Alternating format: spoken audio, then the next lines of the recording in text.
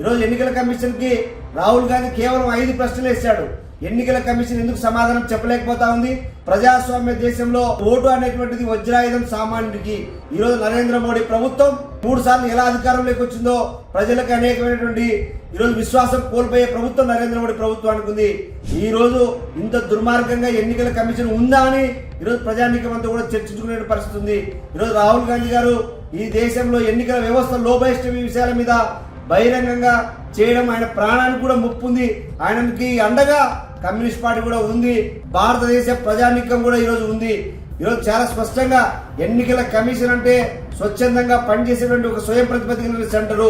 అలాంటి నిజాల్ని మీడియా కానీ print media electronic media ఎందుకు బయట పెట్టలేకపోతా ఉన్నాయి? ఈ రోజు కేవలం నరేంద్ర మోడీ ప్రభుత్వం ఎక్కడ సపోర్ట్ చేస్తే అక్కడ గెలిచేటువంటి పరిస్థితి.